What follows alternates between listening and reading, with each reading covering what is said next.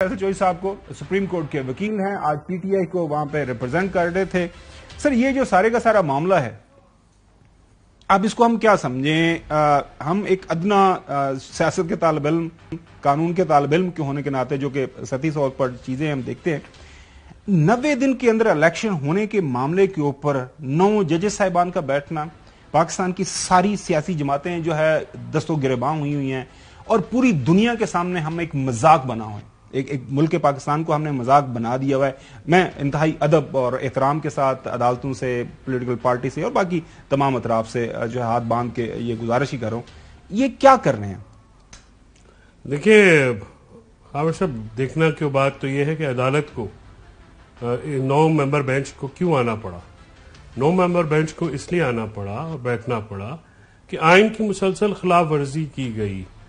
2 offices جو constitutional offices ہیں، governors کی طرف سے اور الیکشن کمیشن کی طرف سے، اور پھر پریزیڈنٹ آف پاکستان نے آرٹیکل 57 آف الیکشن ایکٹ 2017 کے تحت انٹرفیئر کر کے ایک ٹائم پیریڈ وہاں پہ رکھا.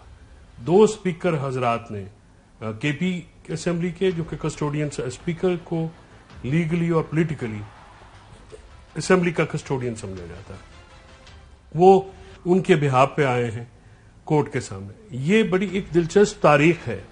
دیکھنے والوں کو میں یہ بتا دوں کہ جب پاکستان میں مارشل اللہ سے پہلے میں اسمبلی توڑی گئی، مولوی تمیز الدین خان جو ہے، جب ایوب خان نے مارشل اللہ 56 میں لگایا تو مولوی تمیز الدین خان اس وقت پاکستان اسمبلی کے اسپیکر تھے، اور انہوں نے یہ مقدمہ جو ہے یہ پہلے چلا کراچی میں، پھر یہ سپریم کورٹ میں آیا، اور منیر، جسٹس منیر، جن کو تاریخ میں بہت ہی برے نام سے یاد کیا جاتا ہے، تو انہوں نے نظریہ ضرورت کے تحت اس اسمبلی کو ریسٹور کرنے سے انکار کیا اور ڈیموکریسی کو انہوں نے تہہ تہہ کر دیا.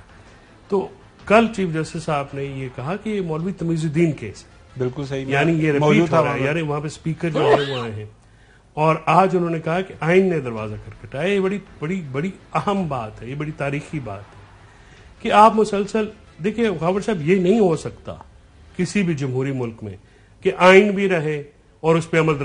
یہ سیاسی طور پہ جو ہے وہ ٹارگٹ کر کے یہ مطالبہ کیا جائے کہ آئین پہ عمل نہ کیا جائے. اچھا، یہ بڑی جو اہم بات یہ ہے کہ وہ چلیں، یہ ایک آئینی مسئلہ پیدا ہو گیا.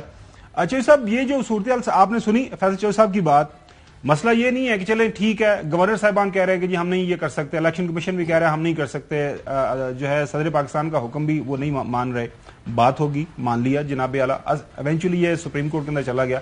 اب چودھری صاحب، جو سب سے اہم مسئلہ یہ ہے، اس کے اوپر آپ کا کامنٹ میں چاہوں گا، وہ یہ ہے کہ 3 بڑی political parties, Peoples Party, JUIF اور نون لیگ نے جو موجودہ 9 ممبر بینچ ہے، اس میں جو 2 موجود ججز صاحبان ہیں ان کے اوپر اعتراض کر دیا ہے. تو اب یہ کیسی مجھے لگتا ہے کہ روایت پڑنے جا رہی ہے، کل کو ایک اور بینچ بنے گا، اس کے اوپر PTI اعتراض کر دے گی، جو ہے 3 دن بعد کوئی اور بینچ بنے گا، اس کے بعد کوئی اور لوکل پارٹی جا کے کر دے گی. تو کیا ہم سپریم کورٹ آف پاکستان کو ایک عضو معطل بنانے کی روش پہ چلنے والے ہیں؟ دیکھیں، 3 باتیں ہیں بڑی اہم. پہلا تو یہ جو بینچ ہے جس کے سامنے یہ اسمبلی کی ریزولوشن کے بعد الیکشن کی ڈیٹ نہ دینا وہ ایشو آیا ہے، تو یہ ایشو کسی کے خلاف نہیں ہے، آئین اور قانون پر عمل درآمد کا. جیسے کہ آج chief justice of Pakistan Faisal Chaudhry اور Khawar Ghuman, both of you will bear me out, انہوں نے بڑا خوبصورت جملہ کہا ہے کہ آج آئین جو ہے وہ ہاتھ بن کے ایک فریادی کے طور پر سپریم کورٹ کے سامنے آیا ہے. کوئی پارٹی، کوئی فرد یہاں نہیں ہے.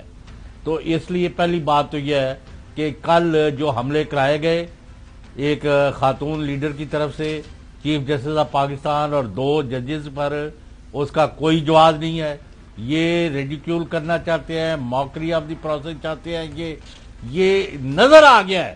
معاف کرنا، یہ قانونی بات نہیں میں کرنے لگا. آج ان تینوں کے اس بیان کے بعد ثابت ہو گیا کہ یہ کسی صورت میں ملک میں الیکشن نہیں چاہتے، اور کس لیے جا کے وہاں ادھر. اس کوشچن تو اتنا ہے کہ ڈیٹ دینی ہے الیکشن کی کہ نہیں دینی، آئین کے تحت کام ہونا ہے کہ نہیں ہونا. اس میں ان کو کہاں سے، میں نے کہا ان کا کون سا گریونس پیدا ہو گیا کہ جا کے اپلیکیشنیں دے دی ہیں کہ فلاں جج نہ بیٹھے اور فلاں بیٹھے اور فلاں نہ بیٹھے. اور actually they are attacking the supreme court of Pakistan for اپنا حلوہ مانڈا. یہ چاہتے نہیں کہ الیکشن ہو. یہ انہی کے انفلوئنس میں اسلام آباد میں جو کانسٹیٹیوشنل آفس ہے وہ ڈیٹ نہیں دے رہا. انہی کے انفلوئنس کے تحت مقرر کردہ گورنر سے ایسا کر رہے, ورنہ کوئی جواز نہیں تھا. جیسے ہی اسمبلی ٹوٹی تھی اسی وقت اس کی ڈیٹ آنی تھی الیکشن کی. اور کیئر ٹیکر جو بنایا وہ آپ کے سامنے ہے. وہ ایک مہینے کے آرڈر نکال رہے ہیں پی ٹی آئی والوں کے. میں حیران ہوں کہ بھائی نگران حکومت کا یہ کیا کام ہے. تو میں مختصر یہ کہہ رہا ہوں چوہدری صاحب, آپ کو واقعی علم ہے کہ لاہور کے اندر ایک نگران حکومت کام کر رہی ہے؟ ہمارے پاس جو اطلاعات ہے نگران حکومت ویسے برائے نام ہے, وہ تو آن پیپرز ہے نگران حکومت. وہ نگرانی کے اندر حکومت ایک کام کر رہی ہے. وہ آپ کو پتا نہیں ہے وہاں پہ نیچے جو آفسز ہیں؟ نہیں, it is an extension of federal government. G G, by all means it is not care taker government, neither hair نار ان کے پی. معاف کرنا, یہ بہت بڑا مذاق بنایا جا رہا ہے. میں آپ کو بار بار کہہ رہا ہوں فیصل چودھری صاحب, یہ اب آئین سے باہر تو نکل گئے آپ. 90 دن میں تو الیکشن ہوتے نہیں نظر آ رہے. یہ ڈرامہ کیا ہے مجھے کوئی سمجھا دے آپ. اچھا, جاننا چاہتی اب وہ جو چوہدری صاحب بات کر رہے ہیں کہ پنجاب کی اسمبلی کو تحلیل ہوئے 41 ڈیز ہو گئے ہیں, باقی رہ گئے 49 ڈیز. تو الیکشن لاز کے اندر کتنے دن چاہیے ہوتے ہیں الیکشن اسکیڈول, اس کے بعد سارے کے سارے پروسیس کو کمپلیٹ ہونے کے لیے؟ نارملی جو ہے دیکھیے جو پیچھے مثالیں موجود ہیں, 36 دن دیے جاتے ہیں پروسیجرز کے لیے. 90 دن کے اندر الیکشن ہونا ہوتا ہے. 60 دن میں بھی ہو سکتا ہے, 30 دن میں بھی ہو سکتا ہے, بشرطے کہ اگر آپ کی تیاری مکمل ہو. تو کیونکہ الیکشن کمیشن نے جب قاسم سوری والا کیس ہوا تھا اس میں تو یہ بیان دیا ہوا ہے کہ ساتھ میں یعنی نومبر 2022 تک وہ الیکشن کے لیے تیار ہوں گے. تو اس میں ان کی اسٹیٹمنٹ ہے چیف الیکشن کمیشن کی, اس سے وہ ڈیویٹ نہیں کر سکتے. تو وہ ان کو تو ملحوظ خاطر رکھنا پڑے گا. دیکھیں یہ اگر یہ الیکشن میں 90 ڈیز کی جو مینڈیٹ ہے کانسٹیٹیوشن کی, یہ اگر اس کو آگے پیچھے سپریم کورٹ کرے گی تو جو اس کے ذمہ داران ہیں ان کو سزا بھی ملے گی. اب یہ اعتراض جو انہوں نے کیا کل وہ محترمہ نے جلسے میں, اس کی بڑی انٹرسٹنگ صورتحال ہے. مظاہر نقوی صاحب بڑے آنریبل جج ہیں, انہوں نے کبھی نواز شریف کے خلاف کوئی فیصلہ دیا ہی نہیں, نہ کیس سنا آج تک. وہ تو 2018 میں تو وہ لاہور ہائی کورٹ کے جج تھے نا, وہ تو بعد میں آئے اوپر. اعجاز الحسن صاحب میں نے 5 وہ ممبر بینچ تھے جن کا وہ حصہ تھے, جنہوں نے پاناما کا وہ دوسرا فیصلے میں انہوں نے کیا. اور بڑی وہ پہلے میں جو پہلے 2 جج صاحبان نے فیصلہ دیا انہوں نے اسے ڈس ایگری کر دیا, اور ڈس ایگری کر کے مزید جو ہے تحقیق کو مانگی اس کے لیے ٹائم. پھر جو یہ یونیفارم میں جن کی تصویر چلائی گئی وہ اس وقت تو وہ اپنی پوزیشن پہ ہی نہیں تھے, he was working somewhere else. So یہ ان کو کسی نے پٹی پڑھائی اور انہوں نے 8 جو ہے وہ جیسا لاہور تقریر بڑی غلط ان کو کس نے. اچھا دیکھیں, اعجاز الحسن صاحب کے حوالے سے بات کی گئی کہ جی وہ ان کو چیف جسٹس بننا ہے. خاور گورنمنٹ صاحب وہ تو ایک سینٹرل پرنسپل ہے, ریاست کا سب سے بڑا ادارہ ہے, ایک سینیرٹی کا ہم لوگ کے پرنسپل ہے. لیے ان لوگوں کے گلے میں رسا ڈالنا نہیں چاہیے جو حملے کر رہے ہیں. سر چوہدری صاحب آپ سے زیادہ کون جانتا ہے, کیا سپریم کورٹ پہ حملہ نہیں ہوا تھا؟ یہ جو کھوسا صاحب نے سیسیلین مافیا کا ورڈ یوز کیا ہے, یہ اپنے عمل سے حرف بہ حرف اس کی تصدیق کرتے ہیں. ہر ایک منصوبہ کو یہ عملی جامہ پہناتے ہیں جو کہ ایک مافیا کی طرز کے اوپر کیا جاتا ہے. وہ فیصل چودھری صاحب, یہ جو جسٹس مندو خیل صاحب کا نوٹ ہے, یہ ذرا چونکہ آپ نے وہ سامنے دیکھا جو ہوا, وہ ہوا کیا بنیادی طور پر؟ چیف جسٹس صاحب نے کہا کہ جناب اعلیٰ یہ نوٹ یہ آپ کے پاس کیسے پہنچ گیا؟